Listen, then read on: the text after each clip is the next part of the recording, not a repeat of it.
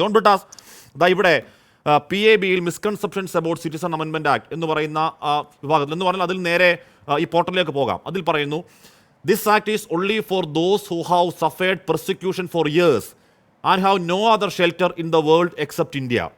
എന്ന് പറഞ്ഞാൽ ലോകത്തുള്ള മറ്റെവിടെയും അഭയകേന്ദ്രമില്ലാത്തവർക്ക് വേണ്ടിയാണ് ഈ നിയമം എന്ന് പെർസിക്യൂഷൻ അനുഭവിക്കുന്ന.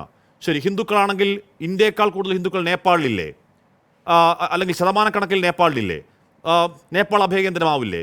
ഇനി ക്രൈസ്തവർക്കാണെങ്കിൽ അവർക്ക് ഇന്ത്യ മാത്രമാണോ അഭയം? ഇനി സിഖുകാർക്കാണെങ്കിൽ അവിടെ കാനഡയിലടക്കം അവരുടെ ഭരണസിരാകേന്ദ്രത്തിലടക്കം വലിയ സ്വാധീനമുള്ള ഒരുപാട് ജനതയുള്ള ആൾക്കാരുണ്ട് കാനഡ. അപ്പോൾ ഈ പറയുന്നതിൽ മൊത്തം അവ്യക്തത, മൊത്തം വേഗ്, എന്നിട്ട് എന്നെ കണ്ടാൽ കിണ്ണം കിട്ടുമെന്ന് തോന്നുമോ എന്ന മട്ടിൽ വിശദീകരണവും ജോൺ ബ്രിട്ടാസ് നേരത്തെ ശ്രീ പത്മനാഭൻ പറഞ്ഞ ആ സെന്ററിന്റെ എന്താണ് തടങ്കൽ പാളയത്തിനടക്കം ചേർത്ത് മറുപടി പറഞ്ഞോളൂ. ഈ ശ്രീ പത്മനാഭനുമായിട്ട് ഞാനൊരു ചർച്ചയിൽ ആദ്യമായിട്ട് പങ്കെടുക്കുകയാണ്. അദ്ദേഹം എന്തൊരു ധിക്കാരത്തോടു കൂടിയാണ് പറയുന്നത്. ഞങ്ങൾ തിരഞ്ഞെടുപ്പ് ചെയ്യിക്കും, ഞങ്ങൾ ഇഷ്ടം പോലെ ചെയ്യും, കോടതിക്ക് എന്ത് ചെയ്യാൻ പറ്റും, കോടതി സ്റ്റേ ചെയ്തില്ലല്ലോ എന്നൊക്കെ അദ്ദേഹം പറയുന്നത്. ശ്രീ പത്മനാഭ, ഇലക്ട്രൽ ബോണ്ടും കോടതി സ്റ്റേ ചെയ്തിരുന്നില്ല. കുറേ കാലം കോടതി ഇങ്ങനെ വെച്ചോണ്ടിരിക്കുകയാണ് ചെയ്തത്. കോടതി സ്റ്റേ ചെയ്തു. നിങ്ങൾ എത്രയോ വർഷം മേടിച്ചുകൊണ്ടിരുന്നു, എത്രയോ ആയിരക്കണക്കിന് കോടി രൂപ നിങ്ങൾ വാങ്ങിക്കൊണ്ടിരുന്നു, സ്റ്റേ ചെയ്തിരുന്നില്ലല്ലോ. അതുകൊണ്ട് ആ സ്റ്റേ ഇല്ലായ്മയെക്കുറിച്ചൊന്നും പറയണ്ട. ഞാൻ പറഞ്ഞൊരു കാര്യം, ഭരണഘടനയുടെ അന്തസത്തയുമായി ബന്ധപ്പെട്ട ആർട്ടിക്കിൾ 14, താങ്കൾ ഒരു അഭിഭാഷകനാണെന്നാണ് ഇപ്പോൾ ഇവിടുന്ന് എനിക്ക് മനസ്സിലാകുന്നത്. State shall not deny any person equality before the law or equal protection of the laws within the territory of India. ഇത് പൗരന്മാർക്ക് മാത്രമല്ല, ഇന്ത്യയിൽ ജീവിക്കുന്നവർക്കുള്ള അവകാശത്തെക്കുറിച്ച് പോലും ഭരണഘടന പറയുന്നുണ്ട്. 2, മതപരമായ ഒരു പരിഗണനയല്ല പൗരത്വത്തിൻ്റെ നിദാനമെന്ന് ആവർത്തിച്ച് ഭരണഘടന വ്യക്തമാക്കുന്നുണ്ട്. അപ്പോൾ ഇതിൻ്റെ രണ്ടിൻ്റെയും ലംഘനമാണ് ചൂണ്ടിക്കാണിച്ചത്. ഇനി മൂന്നാമത് താങ്കൾ ഡിറ്റൻഷൻ സെൻ്ററിനെ കുറിച്ച് പറഞ്ഞു. ഇപ്പോൾ കൊട്ടിയത്തുള്ളത്, ഞാൻ അതിൻ്റെ പൂർണ്ണമായ വിവരങ്ങൾ എൻ്റെ കയ്യിലുണ്ട്. വേണമെങ്കിൽ അത് സംബന്ധിച്ചുള്ള എല്ലാ കടലാസുകളും ഞാൻ വേണമെങ്കിൽ ഇവിടെ തരാം. അതായത് 2012 മുതൽ, അതായത് രണ്ടാം UPA ഗവൺമെൻറ്റിൽ മുല്ലപ്പള്ളി രാമചന്ദ്രൻ ആഭ്യന്തര സഹമന്ത്രിയാവുമ്പോൾ അദ്ദേഹം പാർലമെൻറ്റിൽ നടത്തിയിട്ടുള്ള മറുപടികളും പ്രസ്താവനകളും എൻ്റെ കയ്യിലുണ്ട്. കേന്ദ്ര സർക്കാരിൻ്റെ ആവശ്യപ്രകാരം അന്നത്തെ ഉമ്മൻചാണ്ടി സർക്കാർ യോഗം ചേർന്നാണ് ഈ ഡിറ്റൻഷൻ സെൻറ്റർ സംബന്ധിച്ചുള്ള തീരുമാനങ്ങൾ എടുക്കുന്നത്. പക്ഷേ പിന്നീട് വന്ന സംസ്ഥാന സർക്കാർ അക്കാര്യത്തിൽ അമാന്തം കാണിച്ചു എന്ന് പറഞ്ഞ് 2 നൈജീരിയൻ പൗരന്മാർ ഹൈക്കോടതിയെ സമീപിക്കുകയും ഹൈക്കോടതി ഉത്തരവിട്ടു 2 നൈജീരിയൻ പൗരന്മാർ പോകാനെന്താ കാരണം? അവരുടെ ഈ ശിക്ഷാ കാലയളവ് കഴിഞ്ഞ് അവർക്ക് എങ്ങോട്ട് പോകാനില്ല. ഇനി കൊട്ടിയത്തെ ഈ പറയുന്ന, അപ്പോൾ സംസ്ഥാന സർക്കാർ എന്താ പറഞ്ഞ്, ഞങ്ങളിത് സാമൂഹ്യ നീതി വകുപ്പിൻ്റെ കീഴിൽ ഒരു ട്രാൻസിറ്റ് ഹോമായിട്ട്, അതായത് ശിക്ഷ, വിസ, പാസ്പോർട്ട് പ്രശ്നങ്ങളെല്ലാം കഴിഞ്ഞ് ഈ പറഞ്ഞ പുറത്തേക്ക് വരുന്ന ആൾക്കാർക്ക് എവിടെയെങ്കിലും താമസിക്കണം, അത് ജയിലുമായി ബന്ധപ്പെട്ടൊരു സ്ഥലമായിരിക്കരുത്, അതുകൊണ്ടൊരു ട്രാൻസിറ്റ് ഹോമായിട്ട് ഞങ്ങൾ നടത്താം എന്ന് പറഞ്ഞ് ഇപ്പോൾ കൊട്ടിയത്ത് 29 പേരാണുള്ളത്. 29 പേര്, മനസ്സിലായില്ലേ? അത് എല്ലാ എൽ സൽവദോർ മുതൽ വെനിസൂല മുതൽ ഉള്ള രാജ്യങ്ങളിലുള്ള ആൾക്കാരുണ്ട്. അപ്പോൾ അതാണ് അതിൻ്റെ പശ്ചാത്തലം. പക്ഷേ ഇവിടുത്തെ ഏറ്റവും പ്രധാനപ്പെട്ട വിഷയം ശ്രീ പത്മനാഭൻ മറന്നുപോയി. ഇവിടെ ഇപ്പോൾ ഈ ജനസംഖ്യാ രജിസ്റ്ററോ അല്ലെങ്കിൽ പൗരത്വ രജിസ്റ്ററോ എന്നുള്ളതിനേക്കാൾ ഉപരിയായിട്ട് നിങ്ങൾ പാൽപ്പായസത്തിലേക്ക് വിഷം ചേർക്കുന്നത് പോലെയാണ്. നിങ്ങളുടെ ഉദ്ദേശം എന്താണ്? ഈ രാജ്യത്ത് ധ്രുവീകരണം സൃഷ്ടിക്കുകയാണ്. നിങ്ങളുടെ ഇപ്പൊ ഒളിവും മറയുമില്ലാതെ പൊതിഞ്ഞ്, ഇപ്പൊ ഞാൻ പറഞ്ഞ ഗോൾവാൾക്കറിന്റെ വിചാരധാരയൊക്കെ വായിച്ചു ഈ പറയുന്ന not even citizen right one കൊടുക്കരുത് എന്നൊക്കെ പറയുന്നുണ്ട്. പക്ഷെ അതൊക്കെ പണ്ടക്കാലമാണ്. ഇപ്പോൾ പുരോഗമനം പറയുന്നവരാണല്ലോ. അനന്ത്കുമാർ ഹെഗ്ഡെ ഒരു ഒളിവും മറയുമില്ലാതെ പറയുകയാണ്, നമുക്ക് 400 സീറ്റ് വേണം. എന്തിനാണ് ഈ ഭരണഘടന മാറ്റാൻ? എന്താണ് ശ്രീ ജോൺ ബ്രിട്ടാസ്? ഹാഷിമി, അത് മാത്രമല്ലല്ലോ, ഗുജറാത്തിൽ 2000 മുസ്ലിങ്ങൾ കൂട്ടക്കുരുതിക്ക് ഇരയായ ശേഷം പിന്നീട് നടന്ന തെരഞ്ഞെടുപ്പിൽ അവിടുത്തെ പ്രധാനപ്പെട്ട ആൾക്കാർ എന്താ, BJP നേതാക്കൾ, ആഭ്യന്തരമന്ത്രി ഉൾപ്പെടെ പ്രധാനമന്ത്രി ഉൾപ്പെടെ ആൾക്കാർ എന്താ പറഞ്ഞത്? ഞങ്ങൾ അവരെ ഒരു പാഠം പഠിപ്പിച്ചെന്നല്ലേ പറയുന്നത്. ഇപ്പോൾ രാജ്യത്ത് നിലനിൽക്കുന്നൊരു അരക്ഷിതാവസ്ഥയുടെ പശ്ചാത്തലമുണ്ട്. ഇപ്പോൾ ആഭ്യന്തര വകുപ്പ് പുറത്തിറക്കി എന്ന് പറയുന്ന ഈ പത്രക്കുറിപ്പിൻ്റെ പശ്ചാത്തലം എന്താണ്? അതായത് ഇപ്പോൾ ഈ പറയുന്ന ന്യൂനപക്ഷങ്ങളുടെ ആരാധനാലയങ്ങളിൽ കേന്ദ്രീകരിച്ച് നടക്കുന്ന അസ്വസ്ഥജനകമായിട്ടുള്ള സംഭവവാസങ്ങൾ, ഇപ്പോൾ പാർലമെന്റ് പാസാക്കിയ നിയമമല്ലേ ആരാധനാലയ സംരക്ഷണ നിയമം, അതിനെ വെല്ലുവിളിച്ചുകൊണ്ടല്ലേ BJP മുമ്പോട്ട് പോയിക്കൊണ്ടിരിക്കുന്നത്. കുഴിച്ചിറക്കിക്കൊണ്ടിരിക്കുകയല്ലേ. എവിടം വരെ നിങ്ങൾ കുഴിച്ചിറക്കും, എവിടം വരെ പോകും? രണ്ട് ബുൾഡോസറുകൾ വിട്ടുകൊണ്ടിരിക്കുകയല്ലേ, 3 UAPA കേസുകൾ. ഞാൻ ഇന്നത്തെ ഒരു കാര്യം പറയാം, നിങ്ങൾ ഞെട്ടിപ്പോകും. അതായത് ഇന്ത്യയിൽ ഏറ്റവും പ്രശസ്തമായിട്ടുള്ള, ലോകം അംഗീകരിക്കുന്ന, ബഹുമാനിക്കുന്ന എൻ്റെ ഒരു വിദ്യാലയം കൂടിയാണ്. ജവഹർലാൽ നെഹ്റു യൂണിവേഴ്സിറ്റിയെ അപമാനിക്കാൻ വേണ്ടിയിട്ട് ജഹാംഗീർ നാഷണൽ യൂണിവേഴ്സിറ്റി എന്നുള്ള പേരിൽ ഒരു സിനിമ ഇറക്കുകയാണ്.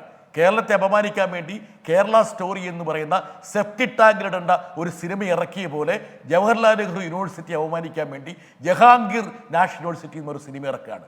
ഇത്രത്തോളം വെറുപ്പും വിദ്വേഷവും വിഭജനവും. കേരള സ്റ്റോറി സെപ്റ്റി ടാങ്കിൽ പോയ പോലെ ജഹാംഗീർ സ്റ്റോറി സെപ്റ്റി ടാങ്കിൽ പോകോളൂ, അത്രേ ഉള്ളൂ. പക്ഷെ അതിനകം എത്രയോ ആൾക്കാരൊക്കെ വിഷം പകർന്നു കൊടുക്കും, എത്രയോ ആൾക്കാരെ തെറ്റിദ്ധരിപ്പിക്കും. ഇപ്പോൾ കേരള സ്റ്റോറി ശരിയെന്ന് വിശ്വസിക്കുന്ന ഉത്തരേന്ത്യയിലുള്ള ആൾക്കാരെ ഞാൻ കണ്ടിട്ടുണ്ട്, പല ആൾക്കാരെയും. അപ്പോൾ ഇത് ശരിയെന്ന് വിശ്വസിക്കുക, അത് ഒരുപാട് കള്ളം, ഗീബൽസ് പറഞ്ഞ പോലെ കള്ളം പലതവണ പറഞ്ഞ് അത് സത്യമാക്കുന്നൊരു ഏർപ്പാടാണ് ഇവർ ചെയ്യുന്നത്. ലോകത്തിലെ ഏറ്റവും വലിയ ഫാക്ടറി നിർമ്മാണശാല നടത്തുന്നത് BJP ആണ്. നിർമ്മിക്കുന്നത് എന്താണെന്നറിയോ? നുണ, പച്ചക്കള്ളം, നുണ ഫാക്ടറിയാണ് ഇവർ നടത്തുന്നത്. ഈ പറയുന്ന CA സംബന്ധിച്ചിട്ടുള്ള ഏറ്റവും പ്രധാനപ്പെട്ട പരിദേവനം, ഞാനൊരു ചോദ്യം ശ്രീപത്മനാഭനോട് ചോദിക്കട്ടെ. നമ്മുടെ തമിഴ് സഹോദരന്മാരുടെ ഉറ്റ ബന്ധുക്കളല്ലേ തമിഴ്നാട്ട് ശ്രീലങ്കയിലെ തമിഴ് വംശജർ? അവരങ്ങോട്ടും ഇങ്ങോട്ടും എത്രയോ പതിറ്റാണ്ടുകളായി, നൂറ്റാണ്ടുകൾ ബന്ധമുള്ള ആൾക്കാരല്ലേ? അവരവിടെ പീഡിപ്പിക്കപ്പെടുന്നുണ്ടെങ്കിൽ അവരെ ഇങ്ങോട്ട് നമുക്ക് അങ്ങനെയുള്ള ആൾക്കാരെ കൂടി നമ്മൾ ഇവിടെ സംശീകരിക്കണ്ടേ നമ്മുടെ രാജ്യത്തേക്ക്? മാത്രമല്ല ഒരു കാര്യം മനസ്സിലാക്കണം, ഇതിനെ ജിന്നയുടെ പാകിസ്ഥാൻ ആക്കാൻ വേണ്ടിയിട്ടല്ല നമ്മുടെ ഭരണഘടനാ ശില്പികൾ ശ്രമിച്ചത്. ഇത് സ്വതന്ത്ര ഇന്ത്യ, മതനിരപേക്ഷ ഇന്ത്യ ആക്കാൻ വേണ്ടിയിട്ടാണ്. ലോകത്തിൻ്റെ ഏത് ഭാഗത്തും പീഡനം അനുഭവിക്കുന്നവരെ, അത് മതം കൊണ്ടാകാം, പ്രത്യയശാസ്ത്രം കൊണ്ടാകാം, ആചാരം കൊണ്ടാകാം, സംസ്കാരം കൊണ്ടാകാം, അവരെ തുല്യതയോടെ നോക്കിക്കാണണമെന്നാണ് ഈ ഇന്ത്യയുടെ ഭരണഘടനാ ശില്പികൾ നമ്മളെ പഠിപ്പിച്ചത്. അതാണ് രാജ്യത്തിൻ്റെ യഥാർത്ഥ പ്രത്യയശാസ്ത്രം എന്ന് പറയുന്നത്, ആശയം എന്ന് പറയുന്നത്. ആ ആശയത്തെ തകർക്കാൻ വേണ്ടിയിട്ടുള്ളതല്ലേ നിങ്ങൾ കൊണ്ടുവന്നത്. ഒരു കാര്യം കൂടി ഞാൻ പറഞ്ഞ് അവസാനിപ്പിക്കാം. ഒരു കാര്യം എൻ്റെ BJP വക്താവ് മനസ്സിലാക്കണം. ഇത്രയും വൈവിധ്യങ്ങളുള്ള ഈ രാജ്യത്തിൻ്റെ ഐക്യം നമ്മൾ കാത്തുരക്ഷിക്കണമെങ്കിൽ 3 ഘടകങ്ങൾ പ്രധാനപ്പെട്ടതാണ്. അതിലൊന്ന് ജനാധിപത്യം, 2 ഫെഡറലിസം, 3 മതനിരപേക്ഷത. ഈ 3 നെടുംതൂണുകളിലാണ് യഥാർത്ഥത്തിൽ ഈ രാജ്യത്തിൻ്റെ ഐക്യം നിലകൊള്ളുന്നത്. ഈ നെടുംതൂണുകളെ തകർത്തിട്ട് ധ്രുവീകരണം ഉണ്ടാക്കാൻ വേണ്ടിയാണ്. കഴിഞ്ഞ തെരഞ്ഞെടുപ്പിൽ നിങ്ങൾക്ക് ധ്രുവീകരണം ഉണ്ടാക്കാൻ വേണ്ടിയിട്ട് പുൽവാമ കൊണ്ടുവന്നു. ഇക്കുറി നിങ്ങൾ എന്ത് ചെയ്തു? അയോധ്യ കൊണ്ടുവന്നു. അതും പോരാഞ്ഞിട്ട് കുറച്ചുകൂടി കിടക്കട്ടെ എന്ന് വിചാരിച്ചിട്ടല്ലേ നിങ്ങളിത് കൊണ്ടുവന്നത്? നിങ്ങളിപ്പോൾ ഈ സർവേകളിലൊക്കെ നിങ്ങൾ ജയിക്കാൻ പോകുമെങ്കിൽ പിന്നെ എന്തിനാണ് ഇപ്പോൾ ഇത് കൊണ്ടുവന്നത്? 4.5 വർഷക്കാലം നിങ്ങൾ പിടിച്ചു വെച്ചില്ലേ? അത് 4 ദിവസം കൊണ്ടല്ലേ ശ്രീപത്മനാഭ പാർലമെന്റ് ഈ നിയമം പാസ്സാക്കിയത്?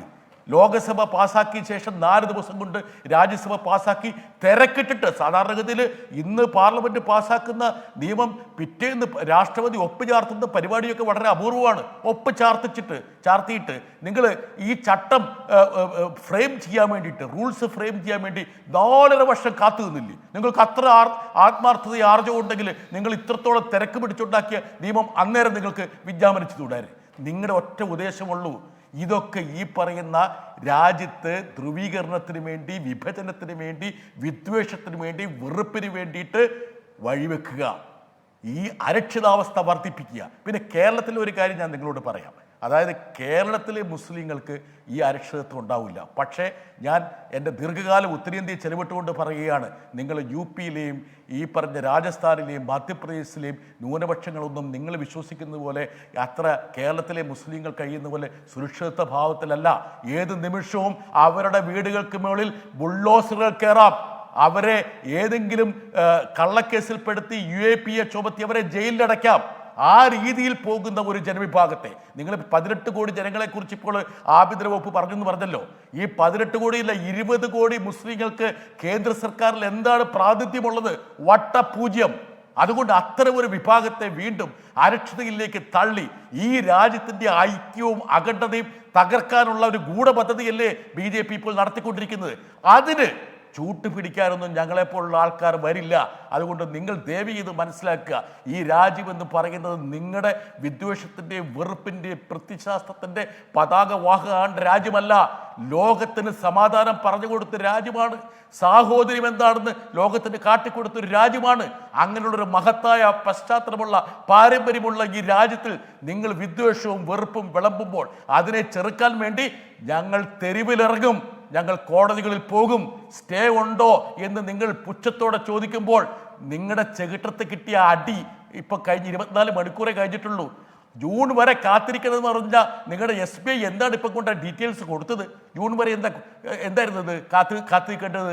അതുകൊണ്ട് നിങ്ങൾ വിചാരിക്കുന്നതെന്ന് വെച്ചാൽ നിങ്ങളുടെ ഒരു ഏകമാനമായിട്ടുള്ള ഒരു പ്രത്യയശാസ്ത്രത്തിൻ്റെ ഒരു രഥത്തിൽ ഈ രാജ്യത്തെ അങ്ങോട്ട് മുമ്പോട്ട് നയിക്കാമെന്നുള്ള ഒരു മിഥ്യാധാരണയിലാണ് നിങ്ങൾ മുന്നോട്ട് പോകുന്നത്. പക്ഷെ അത് ചെറുക്കാൻ ആർജവമുള്ള കേരളം പോലുള്ള സംസ്ഥാനങ്ങളുണ്ട്.